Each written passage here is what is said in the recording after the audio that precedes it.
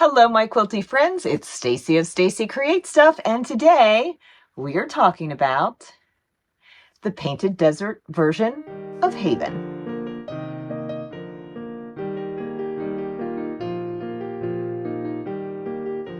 I teased last week that I was doing something very different with the borders. This video is about the entire process of how I went from the mock-up version of the layout to the final layout, which involved moving the borders from the outer edges of the quilt in towards the center. It was so much fun. I hope you'll enjoy this sort of look inside my brain as I contemplate how to lay out the quilt. So let's get started. So here I have the painted desert version, and I have put the blocks that I can fit onto my design wall and still reach into the layout that was the mock-up for the original design. But I definitely want to change some of the major blocks here. I think that the brightness of this salmon color is pretty intense to be here all in the center. I think I want to move that outward. So I'm going to switch the mosaic block with the cross blocks. Let's see how that looks.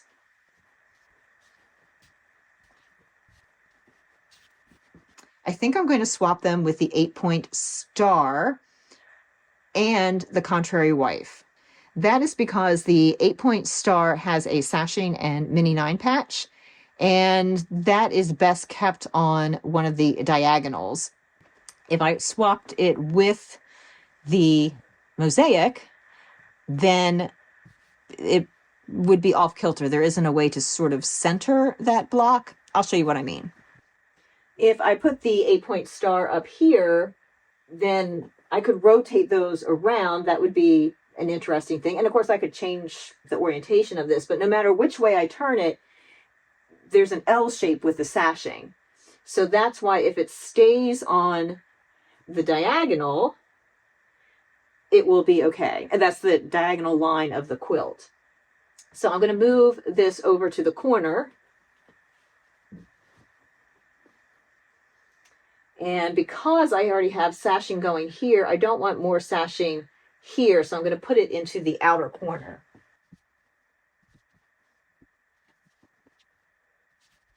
Now I know I've only swapped just this one corner, but I'm going to take a look and see if I'm heading in the right direction.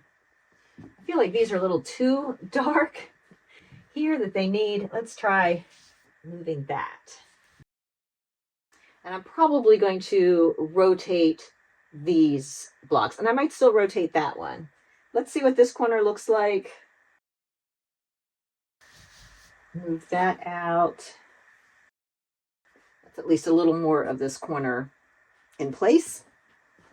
I think I'm going to swap this back into this position.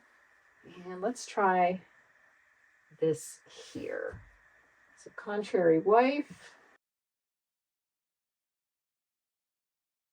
I like how that is going, but now I need to work on those blocks that have the sashing, because I don't want the double X blocks with the sashing to have the sashing where it currently is.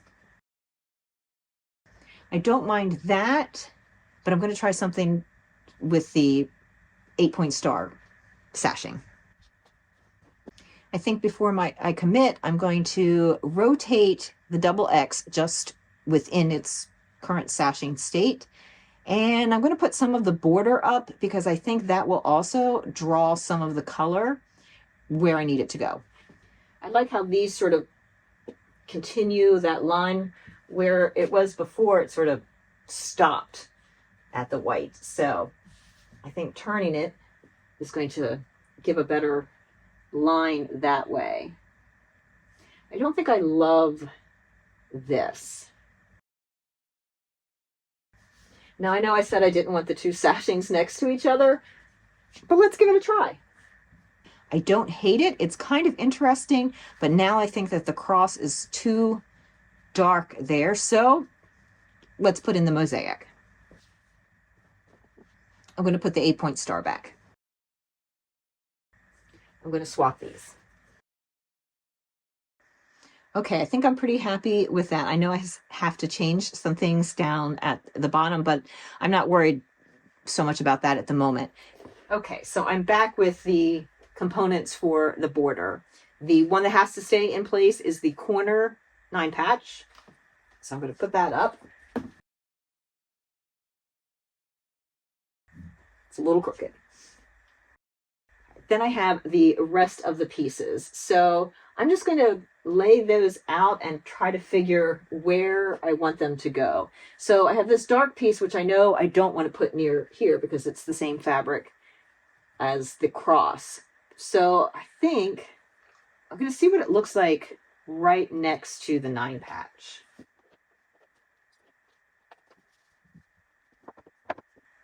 Then I have a 9 patch that is nice and light in color, and it mimics these. So I think I want to put that in close enough by, probably here. Because again, I'm trying to keep seam lines in that section. So that leaves me now with my flying geese. So I have a few that have some fairly bright colors.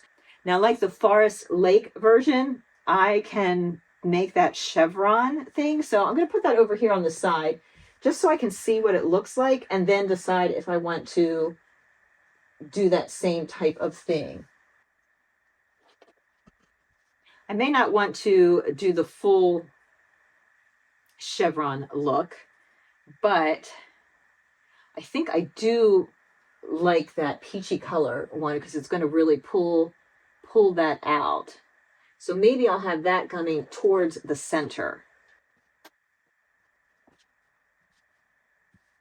Now, even though it has this fabric here, I think that's going to be okay because this brightness really pulls it through. So I'm only going to lay out this one corner first, see how I like it, and then I'll fill in the rest. Now, if I want to keep that other chevron, I can slide this down and put that in there. So that's a possibility. Now I'm left with 2 that have dark and 1 that has, they're still relatively dark, but they have a little bit more color to them. And I don't have to keep the chevron because I'm thinking that the white probably needs to go down closer towards the corner there.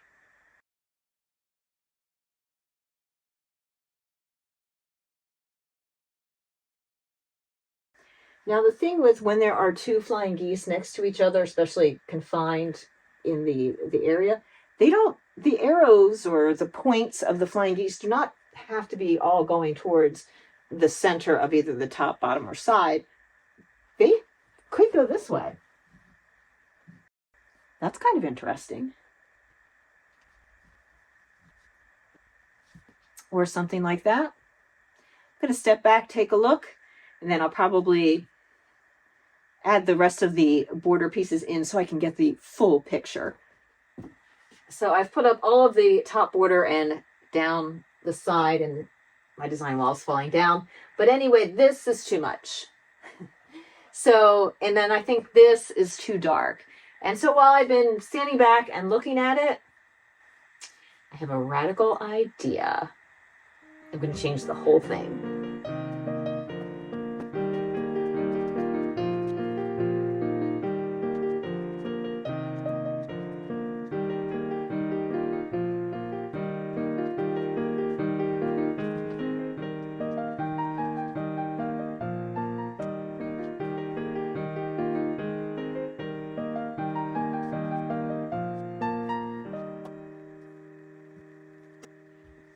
Okay, so here is my radical idea of putting the border above and below the center block and also to the left and right of the central block. So you still have the midpoint going outward. You don't need any additional pieces. And you would have a midpoint here going outward and downward. These reflect from the midpoint of the center block upward and from the midpoint to the left and right. And it'll be the same over here. So I think think I have decided on a layout. Still this exact same size quilt, but it's just another way that you can use the pieces. So, and the same thing applies. Like I could, this one I already have sewn together. I could move this and then it would have to, there'd sort of be like maybe a rotational thing. Probably not going to do that. I like it pointing towards the center. I did end up with the double chevron here and then sort of little flag piece here using this dark print. But I think that balances pretty well. This sashing kind of goes into that one, which I think is kind of cool. So now it's time to start sewing it together. Also, I did not do all of my leaders and enders while I was making the blocks. Well, I did quite a bit of them. I'm still making some flying geese and a few 9 patches. So the corner 9 patches that would be on the corner of the border they have to go here because there's only 4 of those. Everything else has 8 pieces, and so it spins out that way. Just great. All right, let me put it together so you can see what it's looking like. Now, because the border is now interior to the piece, I'm still going to look at things in rows. So here I have my block, then I would have these, in this case, 3 pieces, 2 flying geese and a 9 patch. So I'm going to sew that together. That'll become part of that row. I'll have the same thing there. And of course that row continues on. Likewise for here. Now when I get to this border piece that's only 6 inches high, rather than sew that entire thing together, I will probably attach it to this second row. So I'll sew these 3 units together and sew it to this block. These 3 units, sew it to that block. These units all together, and so then this will get, this is the mega row.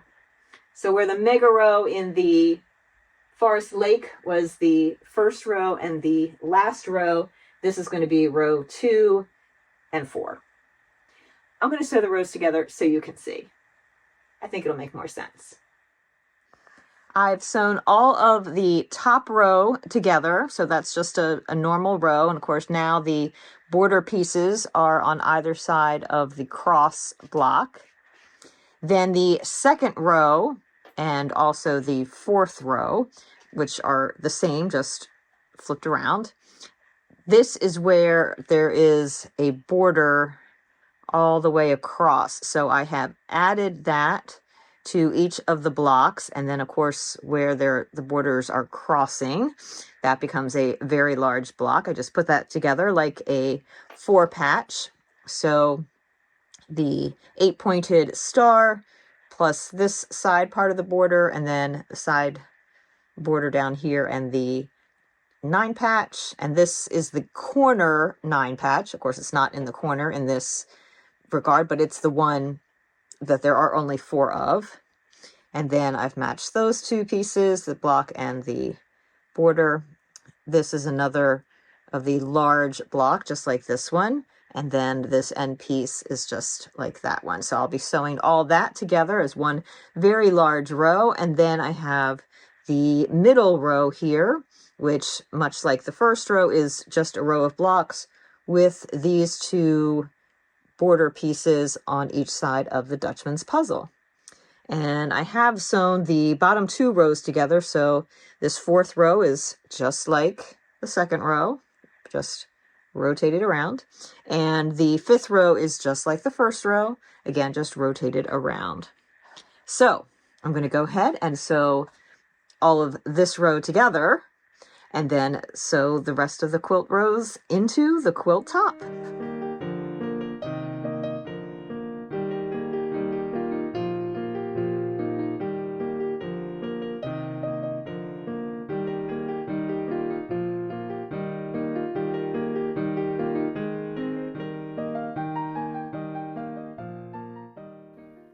And that, my friends, is the final layout of the Painted Desert version of Haven. Now, if you happen to be finding this video before you've watched any of the other Haven videos, not a problem. There are quilt kits available from my favorite quilt shop, Vintage Pink and Green. They do have a limited number, but I do believe they still have a few kits left. And if you want to join in on the fun, it's also not too late. You can download the free guide from my website, and that will walk you through what you need to cut, how much fabric you need, all those good things. Of course, you can use your own fabrics, and the guide will give you some guidance on what to pick. And then if you sign up for the Haven mailing list, you will get the instructions for all the border components and each of the blocks week by week. And it's all completely free. I hope that this gives you insight into the fact that the layout that is on the cover of the guide is just that, a guide. It is not the you must lay it out this way. You can absolutely move things around. And as you could see in this version with the Painted Desert colorway, I totally moved the border into the quilt. So many secondary designs that can be discovered just by playing around. So I hope that if you do this quilt, you take the time to really play and figure out the layout that suits you the most. Until next time, my friends, check out this.